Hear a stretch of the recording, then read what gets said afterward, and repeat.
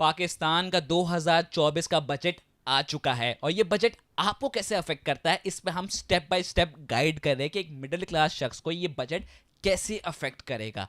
तो सबसे पहले हमें जानना है कि देखिए, तमाम मीडिया चैनल एक पर्टिकुलर पॉलिटिकल पार्टी के साथ जुड़े हुए हैं, तो वो अपना अपना मंजन बेच रहे, तो उनकी इंफॉर्मेशन सारी बायस्ड इंफॉर्मेशन है, तो वो ये बात नहीं कर रहे कि मिडिल क्लास शख्स पे कैसे इंपैक्ट आएगा। तो हम स्टेप बाय स्टेप गाइड देंगे, एक अनबायस्ड गाइड देंगे कि ये बजट आपको कैसे अफेक्ट करेगा। तो एंड तक वीडियो को तक रुकिएगा ताकि हम पूरा आपको गाइड बता सके और समझा सके कि ये बजट कैसे अफेक्ट करेगा। तो मिलते हैं और स्टार्ट करते हैं ये पूरा बजट की गाइड के बारे में। तो सबसे पहले बात कर लेते हैं गवर्नमेंट के टारगेट्स के बारे में। देखिए, एफबीआर का टारगेट है तकरीबन 40% इंक्रीमेंट चाहिए उनको डायरेक्ट टैक्सेस में।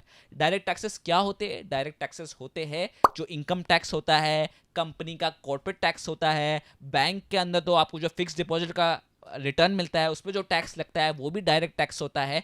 तो ये सारे ऑप्शंस होते हैं डायरेक्ट टैक्सेस के, और गवर्नमेंट का ऑब्जेक्टिव है कि हम तकरीबन 40% इंक्रीमेंट हासिल कर सकते हैं डायरेक्ट टैक्सेस से। तो अब ये टैक्सेस कैसे कलेक्ट करेंगे? गवर्नमेंट का टारगेट तो हमने देख लिया, अब इनका कलेक्शन का प्रोसेस क्या होगा? सबसे पहला प्रोसेस है सैलरीड क्लास में। तो अगर आप एक सैलरी लेते हैं तो एक सैलरी लेने वाले शख्स पे किस तरह आप बजट का इंपैक्ट आएगा। तो सबसे पहले ये आप टेबल देख सकते हैं अपनी स्क्रीन के सामने कि ये टेबल के हिसाब से अगर आप सैलरी लेते हैं और तकरीबन 50,000 रुपये तक की आपकी सैलरी है तो आपको कोई टैक्स नहीं देना पड़ेगा, और पहले भी कोई टैक्स देना नहीं पड़ता।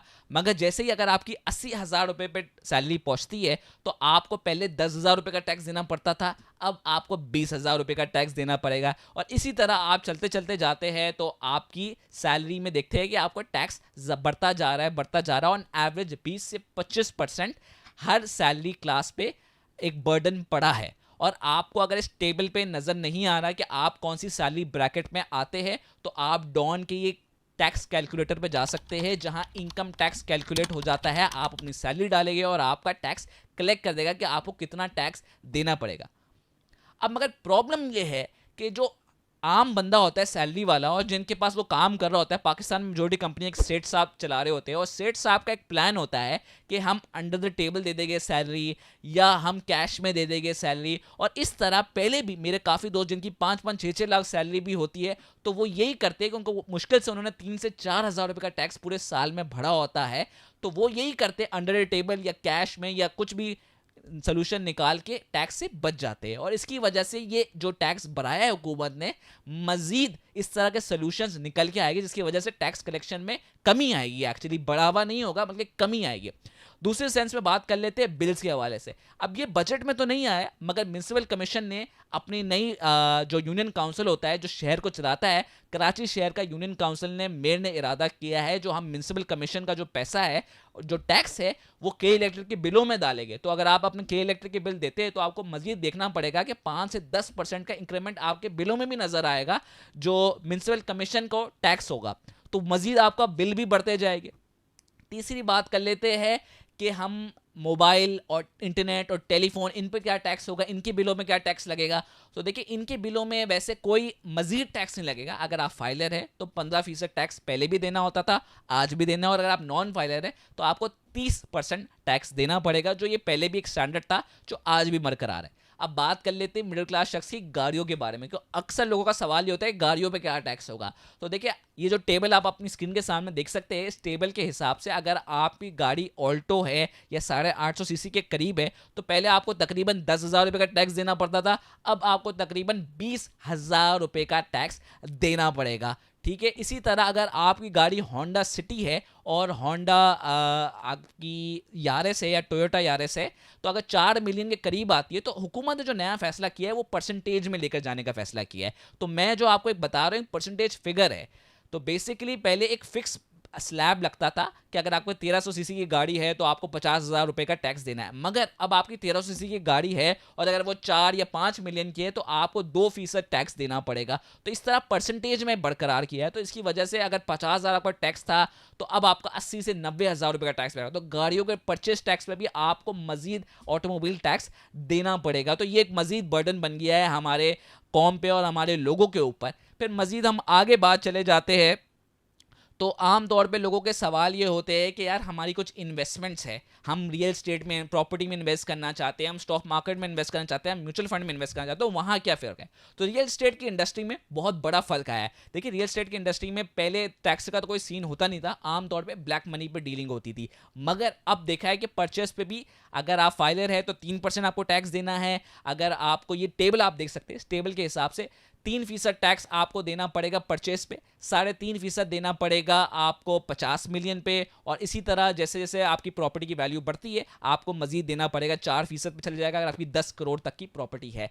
अब कैपिटल गेन टैक्स पे बात करें, कैपिटल गेन टैक्स वो टैक्स होता है जब आप प्रॉपर्टी बेचते हैं तो आपको एक रिटर्न वैल्यू मिलती है, एक प्रॉफिट मिलता है, उस पर भी आपको आप टैक्स देना पड़ेगा। तो पहले उसका इन सब टैक्सों का तो चक्कर होता ही नहीं था, मगर अब गवर्नमेंट ने फिक्स कर दिया कि 15% रुपए टैक्स, 15% टैक्स देना पड़ेगा जो भी आप प्रॉफिट कमा रहे हो, और जितने भी टाइम के लिए आपने ये प्रॉपर्टी होल्ड करी उससे कोई फर्क पड़ता।